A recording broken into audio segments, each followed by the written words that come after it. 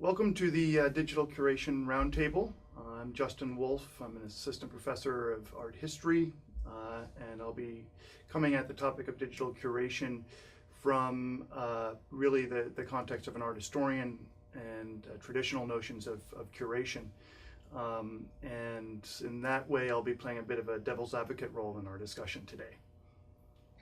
Hello, I'm Richard Hollinger. I'm an archivist. I've had a long time interest in management of electronic records and the collection and preservation of digital materials, and I will be coming at digital curation from the perspective of an archivist. And I'm John Ippolito. I'm an associate professor of new media, and I'm coming at this through the perspective of museums, art, and social networks. So we want to open our discussion today with an examination of the term curation, and really by posing the general question, what is digital curation? And one way of beginning this discussion is to build off our first lesson, in which I covered the history of curation. And we talked about in that class the notion that one of the principal components of curation, whether digital or otherwise, is adding value to the thing that is being collected and presented. And this is fundamental, as I see it, to the term and practice of curation, that you don't just present an object, but that rather you have to place that object in context. You have to interpret the object, as it were, to give it some added value, some added meaning.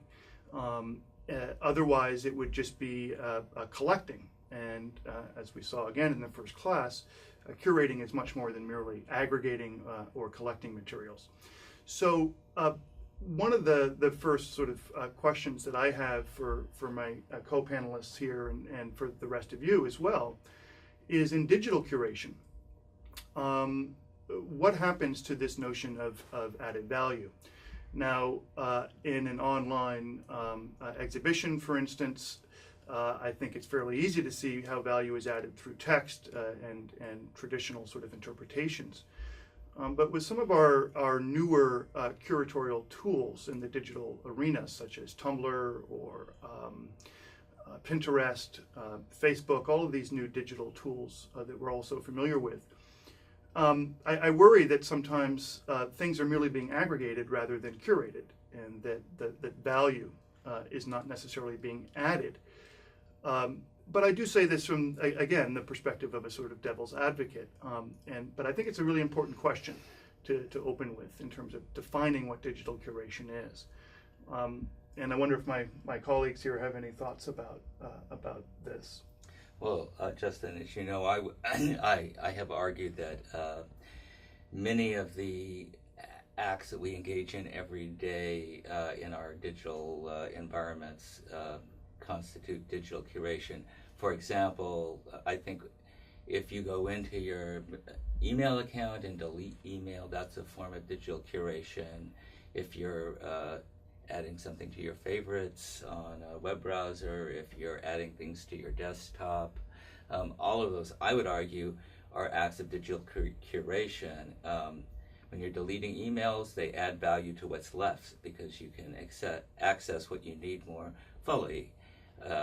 And the other tools allow you to find things more easily. The question is, I think, who are you curating for, and for whom is the value added? And in the case of the individual, you're curating for yourself. Mm-hmm. Now, I do understand that traditionally, including in digital curation tends to begin at the point where digital objects are entered into a digital repository. That's the model we'll probably be using throughout most of the course. But I do think it's important to recognize that these curatorial acts are taking place all the time, and that that provides a context for understanding what comes into a repository and what doesn't. Yeah, I agree, and I think again the problem that I'm introducing might be largely semantic. but I think it's important that we are conscious of it at the very least.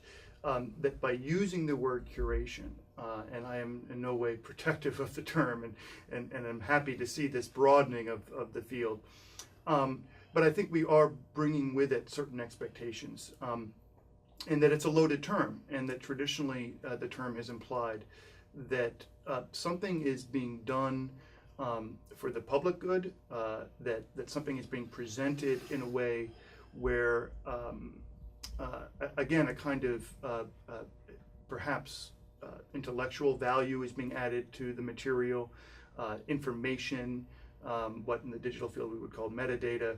And I'm thinking here, for instance, of a wall label in a museum next to a painting or a print, where you have some interpretive apparatus around the object that allows us to then move on from it with new information. And I know that this is true of digital curation as well, but I think there are certain arenas, and there's an expanded use of the term that should give us at least pause to consider how value is added in these new sorts of digital arenas. So we might leave as an exercise for our students where they imagine placing the point. Where would they draw the line in the spectrum of activities from deleting email to curating an exhibition in a museum with wall text and interpretive catalogs? And that would be an interesting thing for them to think about. And I would suggest let's consider is digital curation happening at the web archive? What's it called? Internet archive? The internet, excuse me, the right, internet sure. archive. Yeah. Is that a form of digital curation where they're collecting everything they can, at least to a certain level of depth, or Twitter feeds being collected by the Library of Congress wholesale, no selection going on there? From my own point of view as an archivist, you can make the argument that having the whole set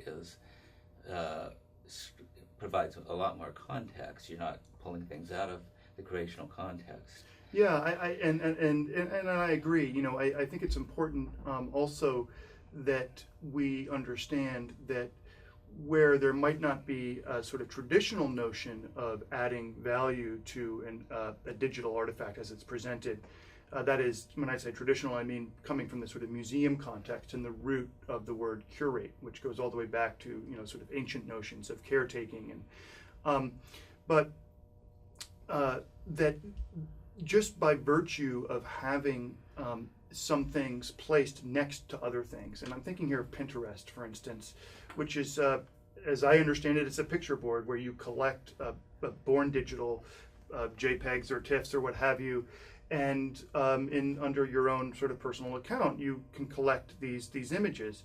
On the one hand, you're not adding value in the traditional way in which you might be narrating these or annotating them or even adding metadata to them at all. You're just presenting them on your Pinterest board. But you are, of course, adding value. So here I'm arguing against my initial question, right? You're adding value simply by placing these pictures in the context of one another, right? That you are selecting out from a massive field of images, a few images to show. And so they build relationships with one another, allow us to see them in new contexts. And that is, I would argue, curation. And it does add value. It's just a newfangled way of adding value. But this is something we need to be increasingly, I think, sensitive about and aware of. Yeah, I would agree that does constitute digital curation. We could always argue about the quality. Well, I think that's the point that we're beginning with today. In fact, is that we obviously the word curation is in current use. It's used broadly to refer to a number of activities, and the point here, I think, is that we need to be aware that there is a spectrum, of quality. Not all curation is alike, and so that as we embark on this program and curriculum, we need to be sensitive to different ways that the term is used and how you yourself as students want to define curation.